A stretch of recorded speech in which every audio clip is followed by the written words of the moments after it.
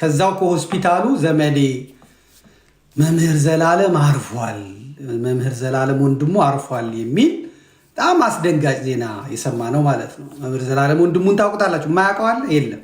ሁላችሁም እዚህ የምትሰሙ ሰዎች ነፍስ ይማር ብላችሁ ጻፉ። ነፍስ ይማር፣ በሰላም ነፍስ በሰላም ትረፍ ብላችሁ ጻፉ። ዘላለም የዘመኔ ሰው ነው፣ የዘመኔ ሰው ነው እና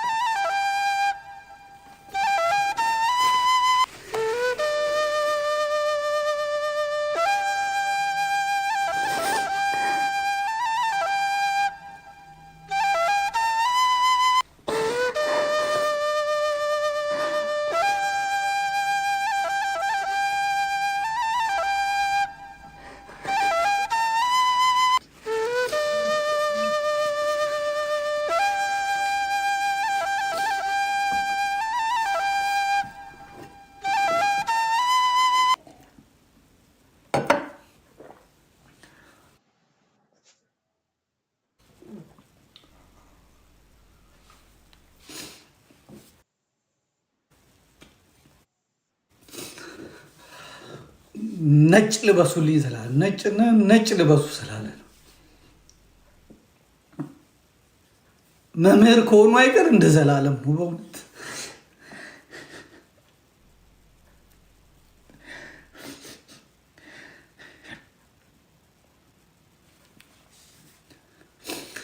ብዙ ጊዜ እኔ አባቴ ሞቱም አላለቅስም፣ ሰዎች ሞተውም እምባ የለኝም። ግን ያንዳንዱ ሞት ያስቀናል።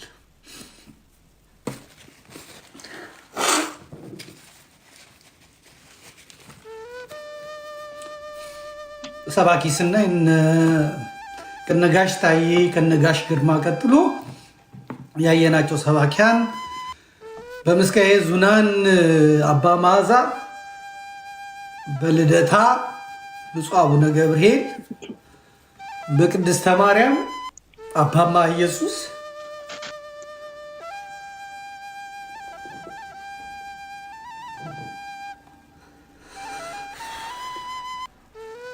በቀጨኔ መድኃኔዓለም እነ ባታይ ገብረ መስቀልም ከመጡ በኋላ በራሳቸው እውቀት በራሳቸው እንትን ደክመዋል። ከዛ የወጣቶች የልጆች አገልግሎት ሲመጣ ግን መምህር ዘላለም ወንድሙ ሳይደክም ሳይፈራ ሳይሰለች ሳይንቅ ወንድሞችን በማቀራረብ በመቅረብ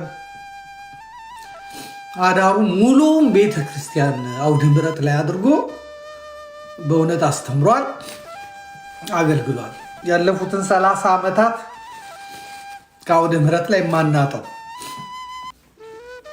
ዑራኤል ሲሆን ዑራኤል፣ ገብርኤል ሲሆን ገብርኤል፣ ግሸን ሲሆን ግሸን፣ ኢየሩሳሌም ሲሆን ኢየሩሳሌም፣ ዮሐንስ ግቢ ዮሐንስ ማርያም እስከ ሌሊቱ 5 ሰዓት 4 ሰዓት ድረስ ጠርቶ ያናግረኝ ነበር። ዘበኞቹ ፈቅደውልን ከዛ ወደ ቤት ያደርሰኝ ነበር እና ራእዩ እኔ ላይ ያይ የነበረውን ነገር የሚነግረኝ የሚገርም እይታ ነበር የነበረው። በጣም የሚገርም የጸሎት ሰው፣ መንፈሳዊ ሰው፣ ወንድሞችን የሚወድ ዘማሪያንን ሰባኪያንን አንድ ለማድረግ በብርቱ የጣራ አሁንም ደግሞ በስሩ ብዙ የሚረዳቸው ልጆች ያሉ ቤት የዋሉትን ቤት የቀሩትን እነ ብፁዕ አቡነ ዮናስን አይነት ይሄደ የሚፈልጉትን ነገር የሚሰጣቸው ቤት የዋሉትን ቤተ ክህነቱ የረሳቸውን ሰዎች ራሱ የሚያስታውስ ምርጥ ወንድም ነው። አገልግሎቱ የሚያስቀና እና ዘመዴ ብዙ ከመጮሄ የተነሳ ደረቴን ያመኛል ይል ነበር። አሁን ደረቴን እያመመኝ ነው። ደግሞ ካልጮህኩ አይሆንም። ዘላለም መጮህ ያወጣል ድምፅና ይህንን ፖል መረዋ መምህር ጳውሎስ መልካ ስላሴም ነግሮኛል። ስብከት ቀላል አይደለም እና በጣም ብዙ ኢነርጂ ይፈልጋል፣ ብጡ ድምፅ ያስወጣል እና ቀን በቀን አመት ከአመት ወር ከወር እየጮኸ የእግዚአብሔርን መንግስት አገልግሏል። ብዙዎቹን ለንስሐ ለስጋው ደግሞ አብቅቷል። ታማኝ የሆነ ደግሞ ሩጬን ፈጽሜያለሁ፣ ጨርሻለሁ፣ አገልግሎቴን ፈጽሜያለሁ፣ ከዚህ በኋላ የጽድቅ አክሊል ነው የሚጠብቀኝ ብሎ እንኳን ቢናገር የሚያምርበት የታመነ ከላይ በጳጳሳቱ የሚወደድ በካህናቱ የሚወደድ በደብር አለቆች የሚወደድ በሰንበት ተማሪዎች የሚወደድ በሰባኪያን የሚወደድ በማህበረ ቅዱሳን የሚወደድ በኮሌጅ ልጆች በቴዎሎጂ ልጆች የሚወደድ በኢትዮጵያ ቤተክርስቲያን ትልቁ ችግር የሆነ አካል ይጠላሃል፣ የሆነ አካል ለራሱ ነገር ይፈልግሃል። ነገር ግን በመምህር ዘላለም ጉዳይ ሁሉም ስምም ሁሉም የተስማሙበት ሁሉም የተስማሙለት ሰው ነው። ወንጌልን ስራው አድርጎ የያዘ ትዳር በዚህ ምክንያት ያልያዘ እና ራሱን ጃንደረባ አድርጎ ለክርስቶስ መንግስት የኖረ በጣም ነው የደነገጥኩት። እና ደግሞ እኔ ተስፋዬ ይዶ ዘማሪው ሲሞት፣ ዲያቆን ተስፉ ግርማ መምህር ሲሞት የደነገጥኩትን ያህል የመምህር ዘላለምን ስሰማ የበለጠ ነው የደነገጥኩት የተሸበርኩት ማለት ነው። እና የዘመንን ሰው የአንድ አካባቢ የአንድ ጊዜን ሰው እንደማጣት የሚያስደነግጥ ነገር የለም። ከቴዎሎጂን ዶክተር መምህር አብነት ድንገት ተጠርተው ሄደዋል። አሁን እነ ወንድማችን ለዚህ ጊዜ ነው እንግዲህ እኛ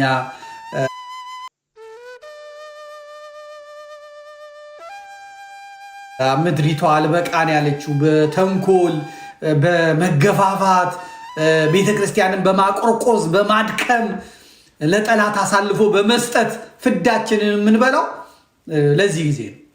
መምህር ዘላለም ስትሮክ ከዚህ በፊት አሞት ነበር፣ ድኗል። አሁንም አሜሪካን ሀገር ለአገልግሎት ተጠርቶ ነው ሄደው። እዛ ከደረሰ በኋላ ትንሽ አመመኝ አለ። ወደ ክሊኒኩ ወደ ሆስፒታሉ በእግሩ ነው ሄደው። እዛ ከደረሰ በኋላ ደሙ ነው ፕሬሸሩ ከፍ አለ አሉ። ከዛ ወደ እንትኑ ሳይገባ ነው እጃቸው ላይ ያረፈው። እንግዲህ ማዘን ለኛ ነው፣ ማዘን ለራስ ነው። በመላው ኢትዮጵያ ዛሬ ከቅዳሴ በኋላ ተነግሯል። ይሄም መታደል ነው፣ መታደል ነው። ዲያቆን መኮንን ባረፈ ጊዜ መኮ የኛ ጓደኛ ባረፈ ጊዜ አሜሪካ ያለው ህዝብ እንዴት ነው የሸኘው? እሱ ብቻ አይደለም፣ ታቦት ወጥቶ ነው የተቀበረው። ታቦት ወጥቶ ነው የተቀበረው። ወንድማችን መምህር መኮንን ፍጹም አገልጋይ ስለነበረ፣ ፍጹም ወንድሞች ወዳጅ ስለነበረ እኔ ሲያትል ሲሄድ እሱ ያለበት ሀገር ሩቅ ነው። ነገር ግን መኪና ነድቶ መጥቶ ሁሉን ትቶ ከኔ ጋር ነው ሲያትል በቆየውበት ጊዜ አንድ ላይ ነው የቆየ ነው። እና ያ ወንድም ታሞ ተሰቃይቶ አርፏል። ቤተክርስቲያንም ደግሞ በሚገባ ክብር ተቀብሏለች። ዛሬም መምህር ዘላለም ወንድሙን ቤተክርስቲያን ከዚህ በላይ አድርጋ ሙሽራ አድርጋ ለሌሎቹም ሰባኪያን ለሌሎቹም አገልጋይ ተስፋ አለን እንዲሉ ቤተክርስቲያን እንዲህ ነው ወይ የምትቀበለን እንዲሉ ከፍ ባለ ክብር ይችን ምድር ሲሰናበት ቢሸኙት በጣም ደስ ይለኛል። ይደረጋልም ብዬ አምናለሁ፣ ተስፋ አረጋለሁ። የእንትኑ ወጥቷል፣ የሽኝቱ እንትን ወጥቷል። እሱን አነብላችኋለሁ። ቀረብ አድርግልኝ። በርዕሰ አድባራት ደብረ ሰላም ቅድስት ማርያም የኢትዮጵያ ኦርቶዶክስ ተዋሕዶ ቤተክርስቲያን ያገለገለህን ሰው ሞት ቸል አትበል፣ ምርር ብለህ አልቅስለት፣ አጽንተህም እዘንለት፣ እንደ አገሩ ልማድ አልቅስለት። ስለ አገሩ ልማድ 1 ቀን 2 ቀን አልቅስለት። የብስጭት ሐዘን ኃይል የሚያደክም ስለሆነ በብስጭት ሐዘን እንዳይገባ ከዚህ በኋላ ለቅሶህን ተው ይላል መጽሐፈ ሲራክ ምዕራፍ 38 ቁጥር 16-18።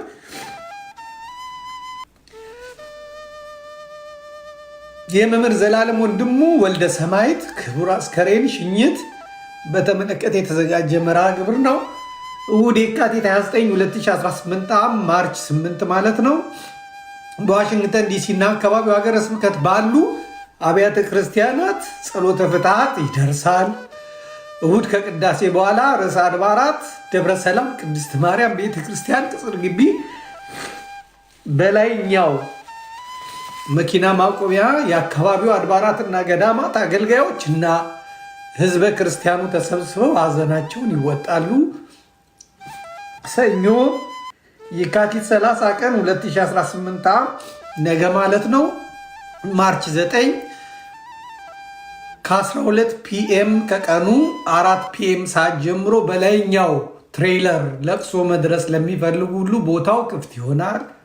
ሰኞ የካቲት 30 2018 ማለት ነው። ሰኞ ከቀኑ 4 ሰዓት እስከ 7 ሰዓት የአካባቢው አድባራትና ገዳማት አገልጋዮች እና ህዝበ ክርስቲያኑ ተሰብስበው በሰርክ ጸሎትና በትምህርተ ወንጌል በጧፍ ማብራት ስነስርዓት ሲዘከር ያመሻል።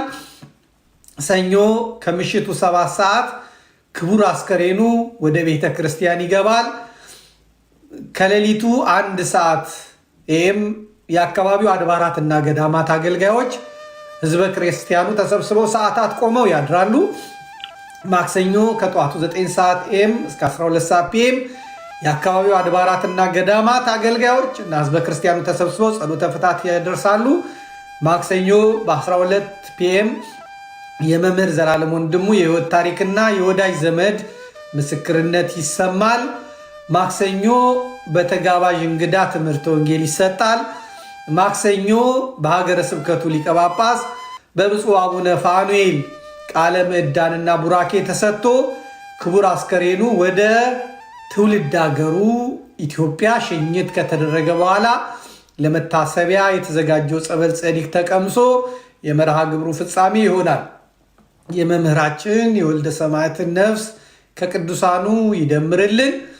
ማሳሰቢያ፣ ካህናትና አገልጋዮች እንዲሁም ምዕመናን በሙሉ ነጭ ለብሳችሁ እንድትገኙ በአክብሮት እንጠይቃለን። ነጭ ለብሳችሁ ኢትዮጵያም ነጭ ለብሳችሁ ተቀበሉት። ነጭ ለብሳችሁ ቅበሩት። የክርስቶስ ሙሽራ ነው፣ አገልጋይ ነው፣ ነፍሱን ለወንጌል የሰጠ ነው። አንገት የሚያስደፋ ደረት የሚያስደቃ ነገር አይደለም እና ለቀረነውም ደግሞ እግዚአብሔር ልቦና ይስጠን። ቤተክርስቲያናችንን ወደን አፍቅረን ለማለፍ ያብቃል። አንድ የመጨረሻ ስብከቱን በሞት ላይ የተናገረውን ሰምተን ይህንኛውን መርሃ ግብር እንጨርሰዋለን። ሞት አይቀርም። ሰው በረሃብ ይሞታል፣ በበሽታ ይሞታል፣ በመኪና አደጋ ይሞታል፣ በጦርነት በሰዎች ይሞታል። እንቅፋት ሞቶ እንሞታለን። ምራቃችን ትን ብሎን እንሞታለን። ከመጣ አይቀርም። ግን ሃይማኖትን አጽንቶ ምግባርን አቅንቶ ለንስሐ የሚገባ ፍሬ አፍርቶ የአምላክን ቅዱስ ሥጋና ክቡር ደም ተቀብሎ ተዘጋጅቶ መሞት ደግሞ መታደል ነው። ሞት እረፍት ነው። ሥጋችንን ነው የሚገድሉት፣ ነፍሳችንን የት ያገኟታል? ሥጋችሁን የሚገድሉትን አትፍሩ ይላል። ነፍሳችሁን መግደል አይቻላቸውም እና ይላል ቃሉ። የማቴዎስ ወንጌል ምዕራፍ 10 ቁጥር 28 ላይ። ስለዚህ ሥጋችንን የሚገድሉትን አትፍሩ፣ ይልቅ አምነን እንሞት። እግዚአብሔር ለሁላችንም ጽናቱን ይስጠን። የወንድማችንን ነፍሱን ይማርልን።